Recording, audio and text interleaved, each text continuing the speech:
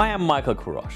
I live in Santa Barbara, California, one of the most beautiful places on earth. My design center is where people come to reimagine their homes and spaces. I work with the best designers, clients with broad tastes, and experts who navigate the fascinating world of design. I'm always excited to learn something new, and I never say no to a challenge.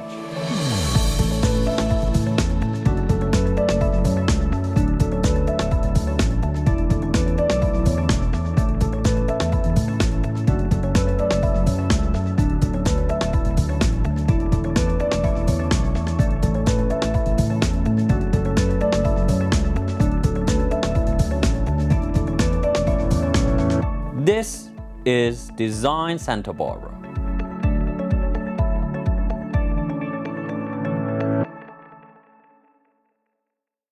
Welcome to Design Santa Barbara. I'm Michael Kurosh, and today we are in the world famous rug room again. It's my favorite place to hang around. It's better than a playa with a beer in the hand.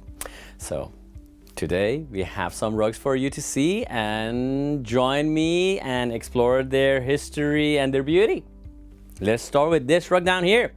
So this rug is early 1800s. I want to say 1800s exactly. So it's like 220 years old, and it's come from Azerbaijan, which is a country south of Russia, north of Persia, and they make fantastic rugs. This particular one being one of the oldest ones that survived this 2 centuries and has stunning colors. So let's start with the background. You see, first of all, is a runner, and that has very big borders, which is unusual, but that you will see in classical paintings. This rug has been featured. So they made this for exports rather than their own usage. The colors are stunning in this rug. So the lady who wove it had a fabulous understanding of colors, composition of them, and as you know, she dyed these herself. So she was artistic as well as talented with her hands as she dug the colors out of the mountains and dyed the wool. So the blue is indigo, and you can see 3-4 shades of indigo within the same rug with different intensity. The background is a light blue, which is a soft indigo, has fantastic designs.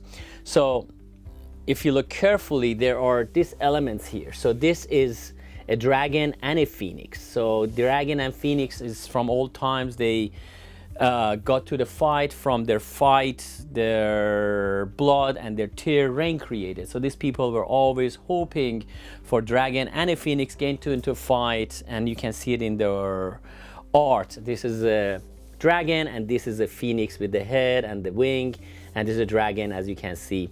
It's stylized, but dragon and phoenix is one of those objects that go thousands of years back into human history, and a lot of cultures starting from China, Russia, Ukraine, Persia.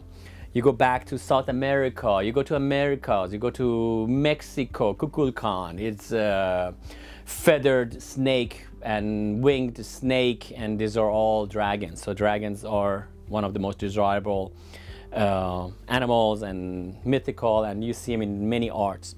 The other element here is very interesting, is this is a flame, as you can see, flame of Zarathustra. And Zarathustra was the first monotheistic religion, says there is only one God, and this is the base of all of our religions. Current popular religions start with Judaism, Christianity, Islam, and so on. They say it's just one God. It is basically following the lectures and book of Zarathustra. There's only one God, and fire was something that he was said is our livelihood. Basically, the sun that gives us life, it keeps us alive, and without the sun we will die, which is yes, but that was like 5,000 years ago. So this is Zarathustra's mark, when back then there were Zarathustrians.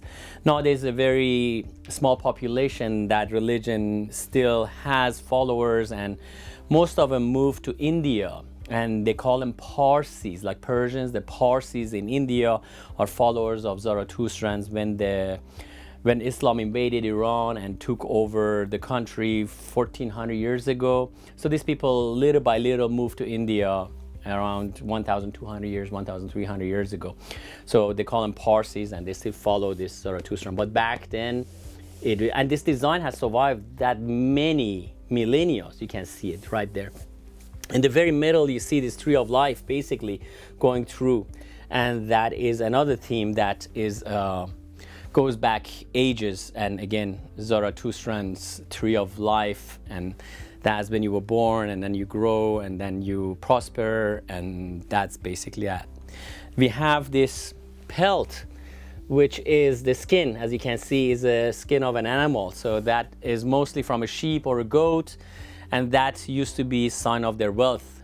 And all this is full of symbolism. And if you look carefully, these little dots, the little crosses, the little things, looks like the stars in the sky.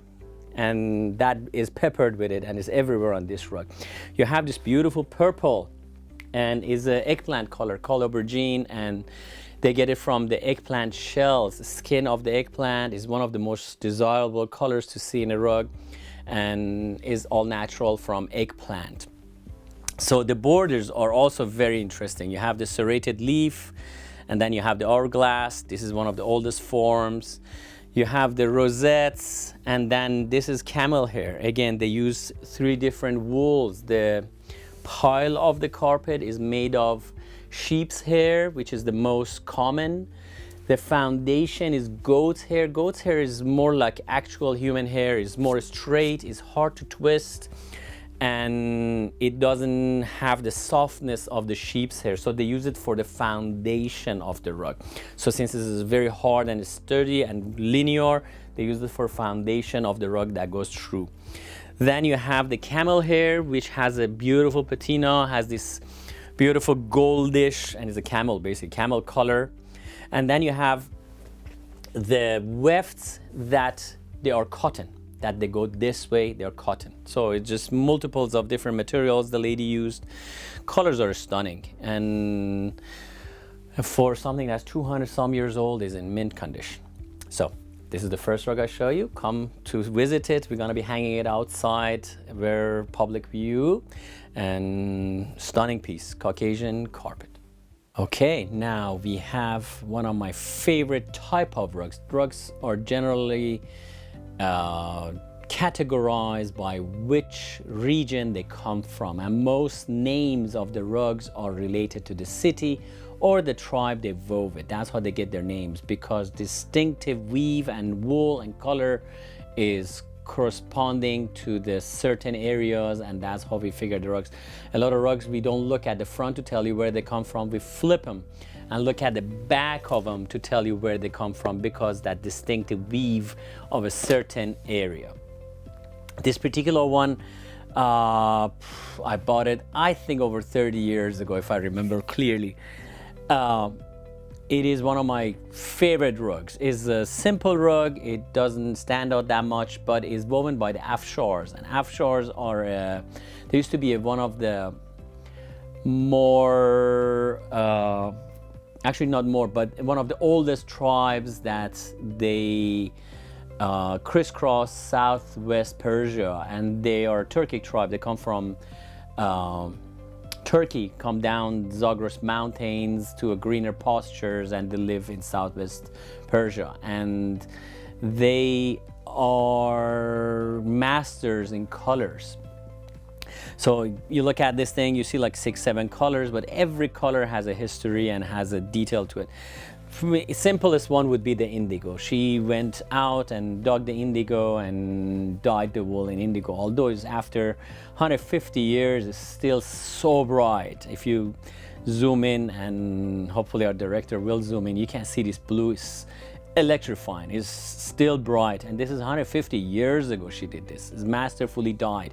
You go get a t-shirt today, is in the same color, within 3 weeks has faded to nothing, because they're synthetic dyes. They don't care, they don't cook them, they don't have the techniques. But look at this lady dyed this wool 150 years ago, but she put her love and her expertise into this, and that's still here. Her legacy is still here, whereas that t-shirt is gone a long time ago. So that is indigo. This reddish color is a magenta color. They get it from a bug. Out in the Americas, we call it the cochineal. Cochineal is a bug that they collect and they squeeze to get the red color out of it. But back in where this comes from, they call it lac.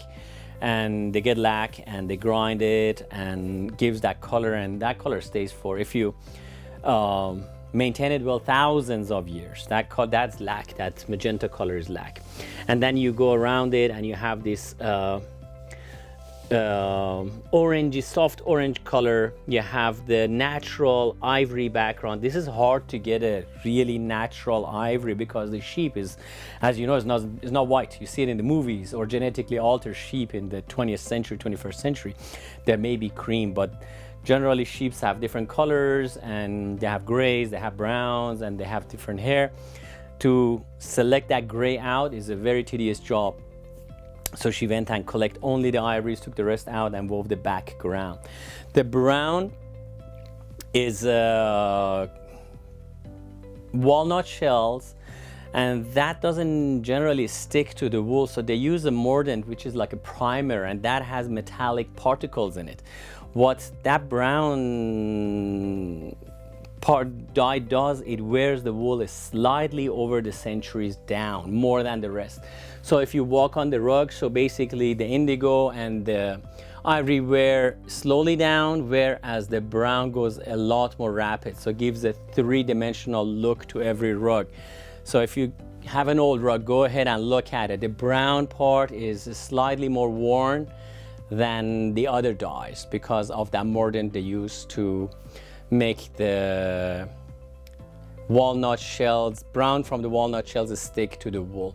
It wears down. Besides that, it has this beautiful blue-green. It just, notice it just sticks. It's very quiet, the rug, but every color is so powerful and so saturated. That blue-green is a hard color to get because of the two-dye process. You need to dye the wool first indigo, and then you add weld or saffron, which is yellow, to it to give that blue-green. As nature is green, there is no green natural dye. So you have a two-dye process, and that makes it expensive, hard to do, and very special. So this, the lady who did this probably was given it as a gift to somebody because she put a lot of effort in the colors, unusual colors, somehow much harder than getting a red rug, which is made of matter and is easy. This was not easy to dye it. It was not easy to get the colors right, noisy. And then she started weaving it. It's kind of unusual. It looks like trellises going into each other, but actually she took bands of border designs. So these are usually in the borders of the Afshar rugs.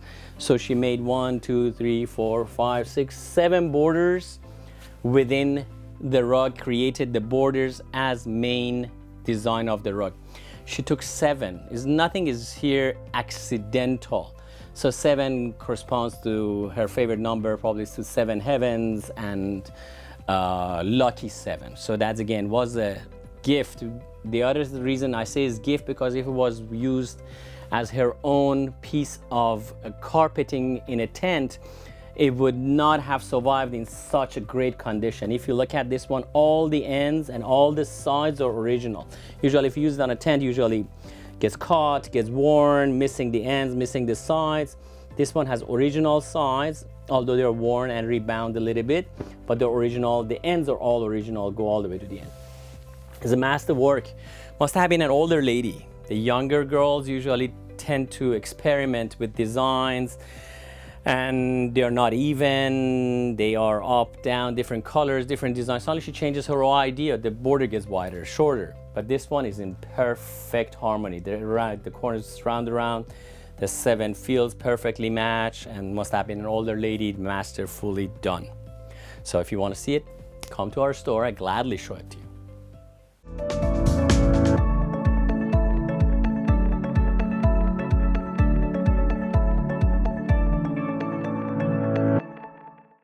Santa Barbara Pizza House is your home for the best pizza in town. Embrace a symphony of flavors and textures with our pizzas. Drawing inspiration from both Chicago's deep dish legacy and Naples' artisanal heritage, our pizzas boast perfectly executed crusts, tantalizing sauces, and the finest mozzarella. Whether you're a seasoned pizza connoisseur or just looking for a delicious meal, our pizza here is sure to satisfy.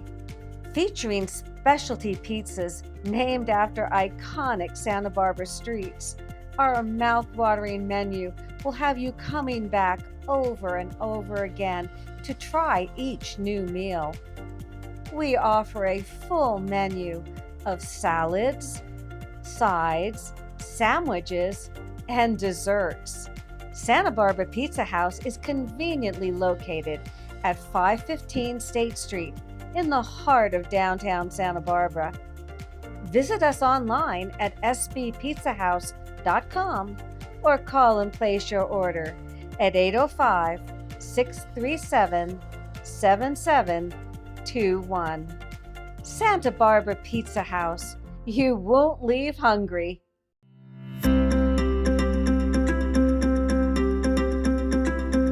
Today we are with Miss Sheri Baghaie from Sheri B Designs, and she's our in-house window and drapery specialist. So, Miss Sheri, viewers had a question as why should they actually use window coverings in their home where they can have it free and open and everybody can, God knows, look in and they can look out. Could you explain? There are many reasons, obviously, but I'm going to give you 6 important reasons that why having window coverings in the house is beneficial to you. Number 1 is the style. You know, with adding window coverings, you can make a room look formal, informal, contemporary. You can definitely bring a style and a warmth to the room. Second one, probably, I think the most important would be privacy. We all want to have privacy inside the house, so honeycomb shades are perfect. They would let the light in, but nobody can see inside and outside. I think the third most important reason would be the light that comes through. If you don't have any window coverings, your wood floor can get faded, your area rugs can get affected by the lights. The next important one would be the energy cost. Yes. With the window covering, you can make the room cooler, warmer, and definitely helps you with keeping the cost of your electricity and gas low. Last but not least would be how much value it would add to your home. If you're thinking about selling your home, definitely the right window covering, window treatment makes your home more elegant and more desirable. More representative. Yeah. Yes, I agree with all of them. And I highly recommend you, if you're looking for window coverings, come see Sheri B at Santa Barbara Design Center and get the right and proper window covering and add to your home and make your life happier. Thank you, Michael. Thank you.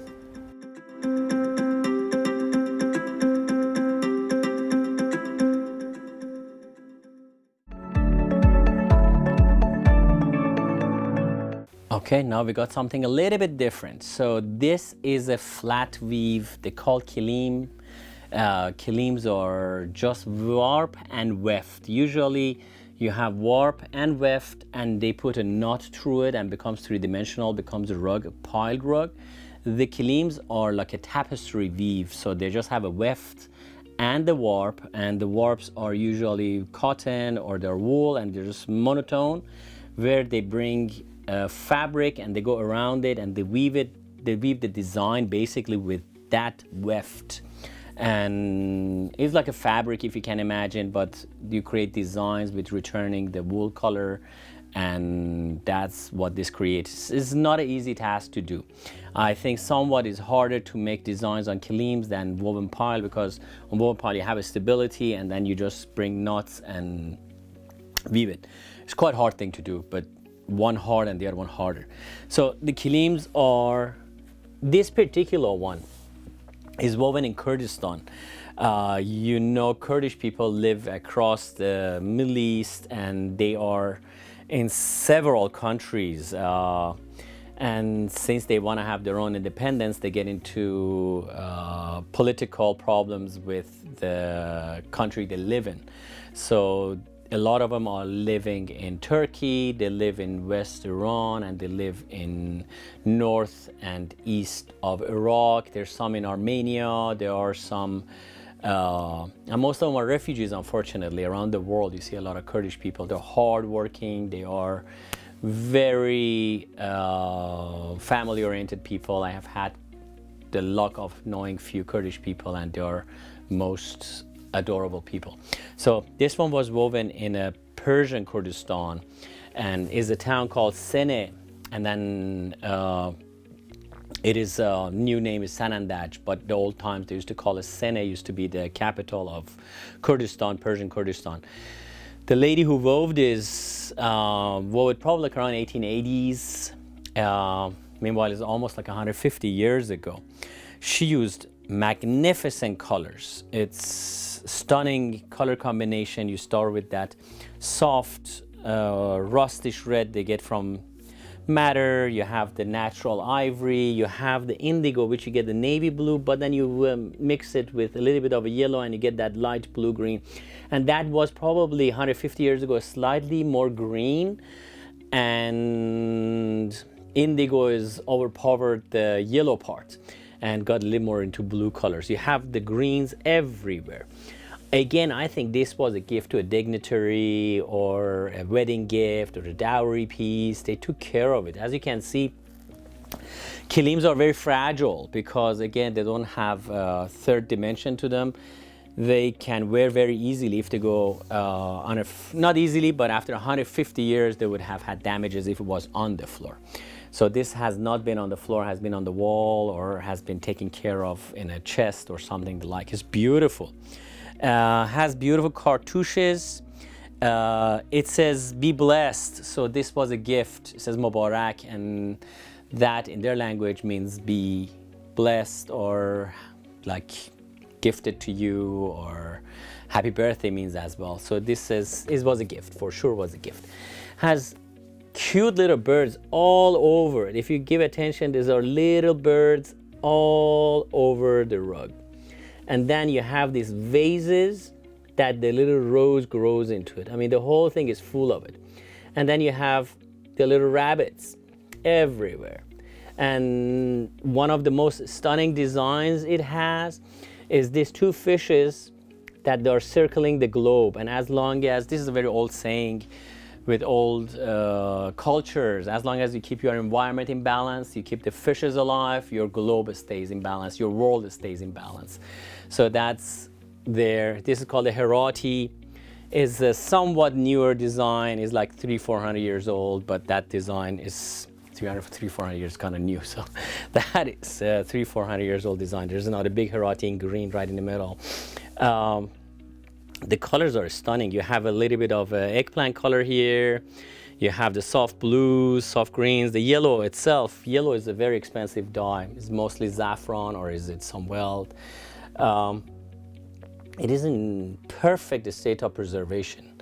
Again, hard to come by something this age that doesn't have repairs, doesn't have worn areas. The bottom part has not been even opened. So it is very, very good looking. You can put this one on the wall and put a light on it. It will be more stunning than any painting you can find, and will be a lot more of interest. I will hang it actually on the wall outside. If you have time, stop by and enjoy it, touch it, feel it. It feels the weight of its history, the weight of the designs. It's very interesting concept. Okay, in the rug room, we made a rule. We don't let nothing in it that is newer than 1900. So everything should be at least 125 years old plus. But we make exceptions. So the exception is a few rugs we have that they are not going to be repeated or never going to be woven again, and is part of the history. One of them is this carpet. These were woven in the late, actually early 1980s to late 1980s. So they had, and we had a revolution in Iran, and there was an embargo on rugs, and nothing was supposed to come out.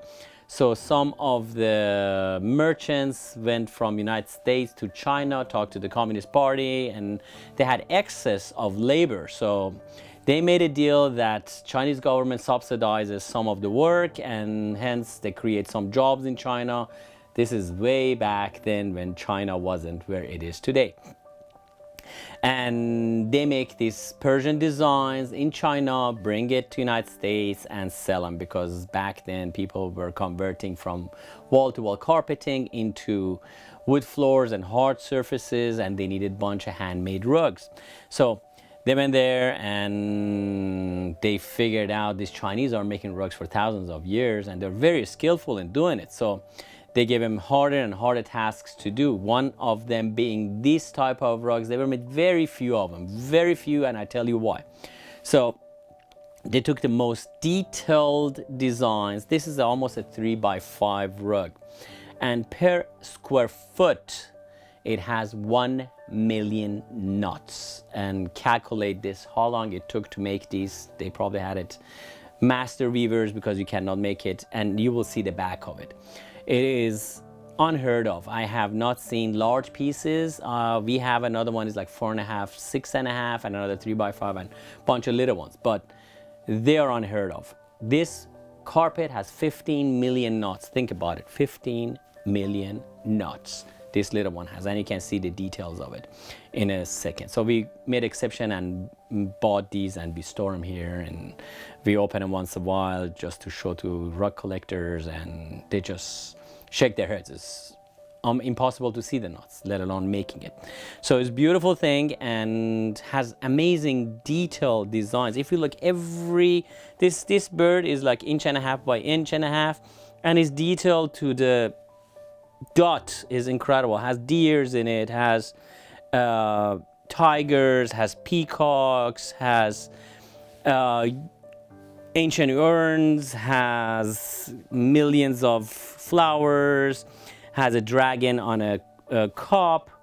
It's unreal how detailed this is. And then I'm gonna flip it for you. Since it's a silk rug, from one side is very light, and from the other side is actually darker. And it's because of the nap. Every handmade rug, when you make a knot, you're pulling the knot down. It creates a tilt and a slant and an angle, and the light breaks on a different angle on it. So from one side is light, one side is dark. I'm gonna flip it right now, you will see it. Thank you very much for watching this episode of the Rug Room, Treasures of the Rug Room, and looking forward to see you next week on Design Santa Barbara.